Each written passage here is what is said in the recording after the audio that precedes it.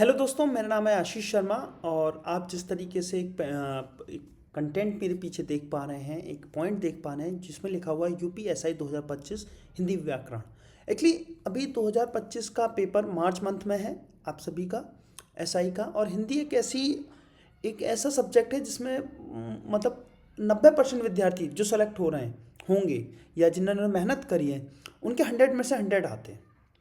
और वो सिक्योर कर पाते हैं एक अच्छी रैंक और एक अच्छे नंबर, ताकि वो जैसे मैथ हुआ या रीजनिंग मैथ हुआ जिसमें नंबर अप एंड डाउन हो सकते हैं या जीएस में अप एंड डाउन हो सकते हैं। तो हिंदी में अगर आपके 100% हैं या अच्छे मार्क्स हैं तो आप वहाँ से बैलेंस बना सकते हैं। और मेरा आज इस आपने टॉपिक देखा, इसके माध्यम से आज मैं आपको इंट्रोडक्शन दूंगा। धीरे धीरे मैं डेली एक क्लास लूँगा ताकि 60 दिन के अंदर मैक्सिमम, मैं 60 दिन ले रहा हूँ लेकिन कोशिश करूँगा 40 से 45 क्लास में मैं उसको ख़त्म करूँ। मैक्सिमम 60 दिन इसलिए बोल रहा हूँ कि उसमें साथ में आपके प्रैक्टिस सेट्स भी कराऊँगा ताकि आप अपनी तैयारी को सुनिश्चित कर पाएँ समय से पहले।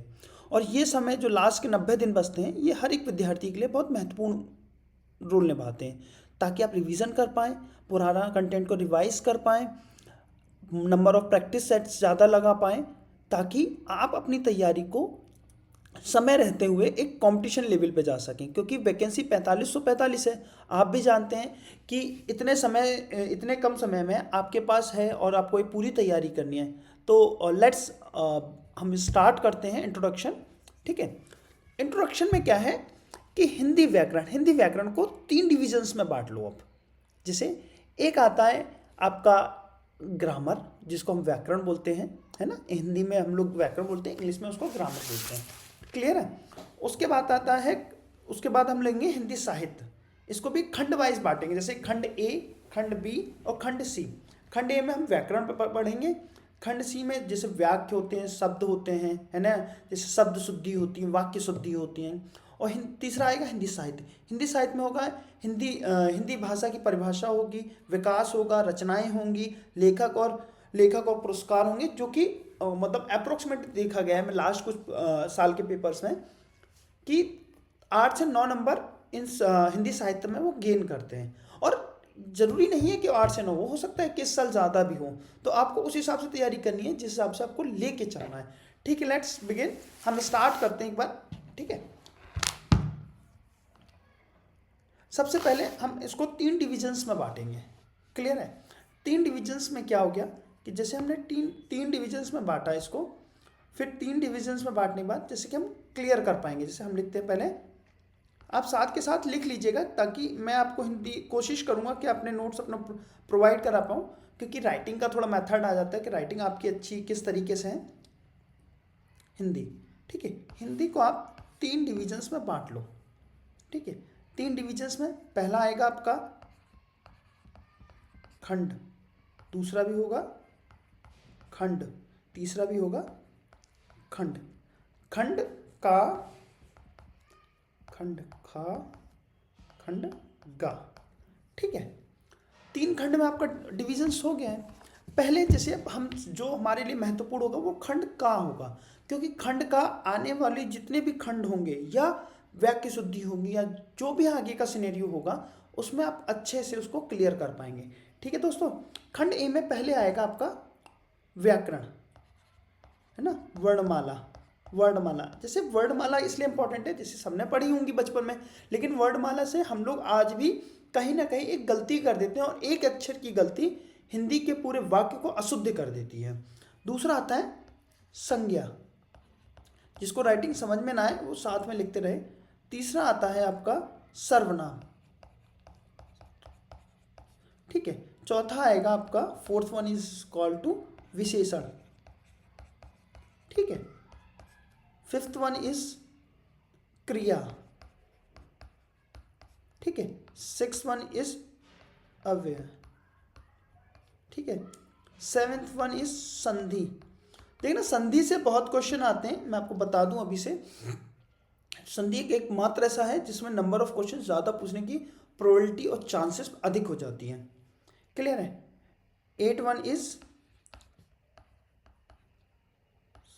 समास।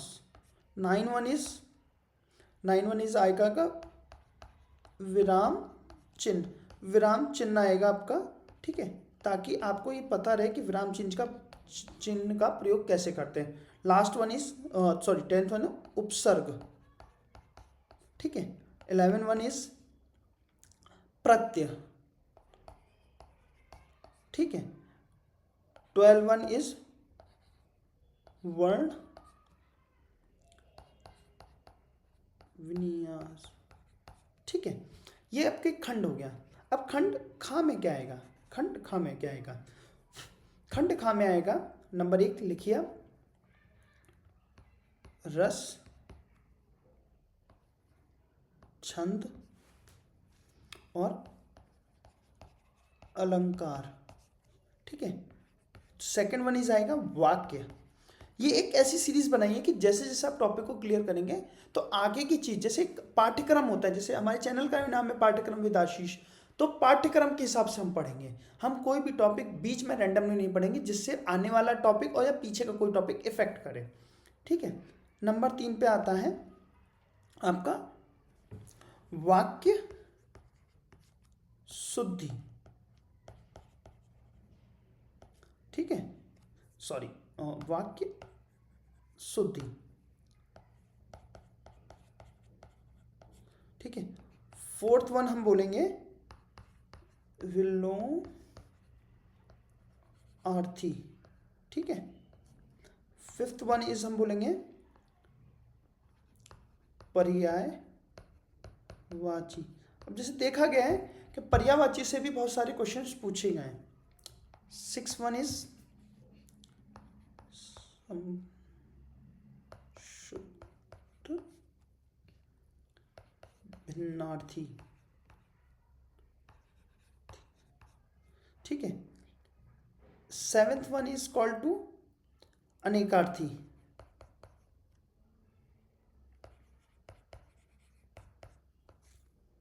स्लैश, और उसको क्या बोलते हैं, लोकोक्तियां।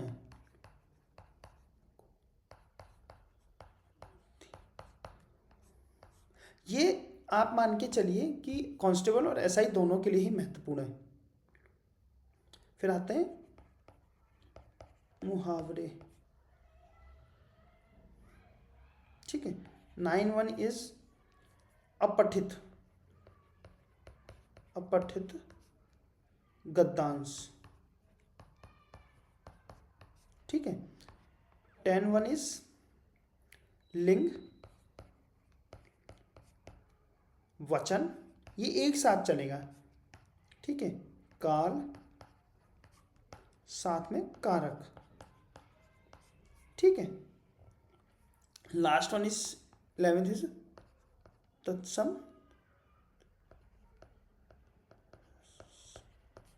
तत्सम तत्भव, और इसको हम बोलते हैं शब्द रूपी, शब्द रूप भी बोलते हैं, कुछ लोग रूपी बोलते हैं, ठीक है। अब हम बात करेंगे खंड खा की, गा की, सॉरी, खंड गा। खंड गा महत्वपूर्ण, देखिए महत्वपूर्ण किस किस के लिए है, जैसे अगर खंड गा कोई देख रहे हो जो कि मतलब एसआई का पेपर दे रहे हो, तो खंड का ज़्यादा सी सेट यूपी टेट है ना, इनमें भी आता है। और वो भी जो सरकारी स्टेट की जो सर्विसेज होती हैं या राज्य सरकार जितनी भी वैकेंसी निकालती हैं उसमें वो चीज़ें ज़्यादा देखी गई हैं, ठीक है। खंड खाप में होता है हिंदी साहित्य, ठीक है। हिंदी साहित्य में, हिंदी साहित्य के अंदर क्या होगा, हिंदी जिसे हम बोल दें हिंदी का इतिहास भी बोल सकते हैं, इसके अंदर हिंदी भाषा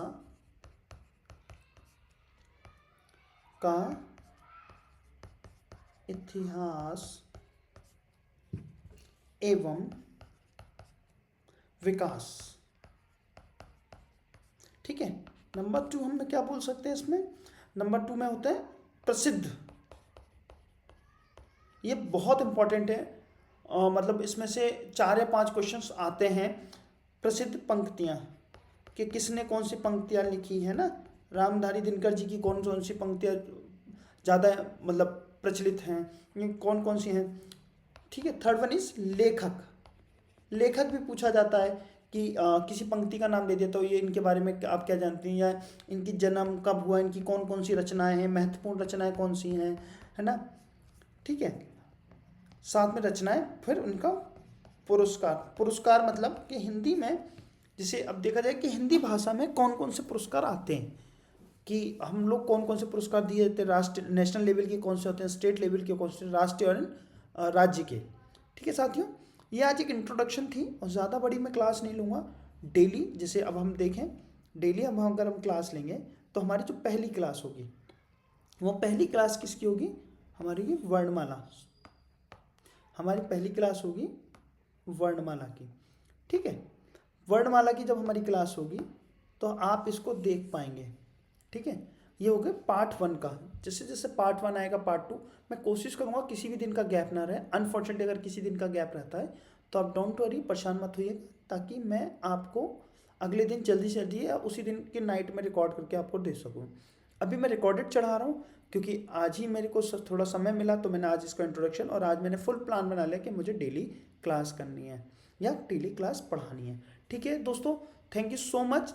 आप ऐसे ही मेरे साथ कनेक्टेड रहिए, और ताकि मैं आपके साथ आपकी इस जर्नी में थोड़ी मदद कर पाऊँ, जितनी मेरी एंड से हो सकती है, जितना मैं कर सकता हूँ। ठीक है, नमस्कार, जय हिंद, जय भारत।